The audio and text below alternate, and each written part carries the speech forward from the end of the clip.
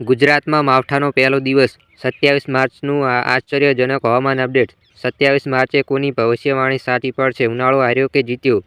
આજના વરસાદ પછી ગુજરાતમાં આવનારા 3 દિવસનો તાપમાનનો ધમાકો. નંબર 1. હવામાન વિભાગની સત્તાવાર આગાહી. સૌથી પહેલાં જાણીએ હવામાન વિભાગની સત્તાવાર આગાહી. આઈએમડીના અમદાવાદના ડાયરેક્ટર અનુસાર આજે 27 માર્ચે ગુજરાતમાં દરિયાઈ સિસ્ટમની અસર વધી રહી છે. એટલે કે જ્યાં કાલ સુધી ભારે વરસાદની શક્યતા હતી ત્યાં આજે માત્ર હળવો વરસાદ જ રહે છે. ખાસ કરીને ઉત્તર ગુજરાતના બનાસકાંઠા, સાબરકાંઠા, પાટણ અને મહેસાણા જિલ્લામાં આજે પણ છૂટાછવાયા સ્થળોએ ગાજવીજ સાથે ઝાપટા પડી શકે છે. સૌરાષ્ટ્રમાં કચ્છ, અમરેલી, ભાવનગર અને ગીર સોમનાથમાં પણ હળવા વરસાદની આગાહી છે. પરંતુ દક્ષિણ ગુજરાતમાં હવે મોટાભાગે હવામાન સૂકું રહેવાની શક્યતા છે. આજે અમદાવાદમાં આંશિક વાદળછાયું આકાશ રહેશે અને મહત્તમ તાપમાન 35 ડિગ્રી સેલ્સિયસની આસપાસ રહેશે.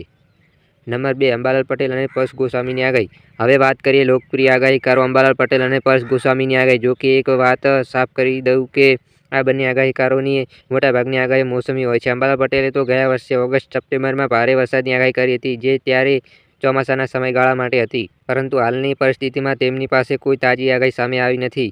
જ્યારે પરેશ ગોસ્વામી હવામાન વિભાગના ડેટા પર નજર રાખે છે, તો ચાલો આપણે એટલું સમજીએ કે આજે જે વરસાદ થઈ રહ્યો છે તે મોટાભાગે પશ્ચિમી વિક્ષોભ અને અરબી સમુદ્રમાંથી આવતી ભેજવાળી હવાની અસર છે.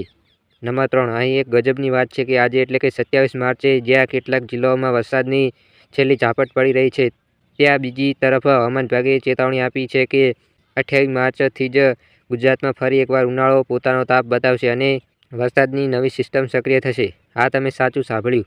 આગામી 3 દિવસમાં મહત્તમ તાપમાનમાં 3 થી 5 ડિગ્રી સુધીનો વધારો થવાની શક્યતા છે. એટલે કે આજે ઠંડી હવા અને વરસાદનો મજા લઈ લો, કારણ કે 28 અને 29 માર્ચ સુધીમાં અમદાવાદ જેવા શહેરોમાં તાપમાન 31 થી 35 ડિગ્રી સુધી પહોંચી શકે છે અને વરસાદની સિસ્ટમ પણ સક્રિય થઈ છે.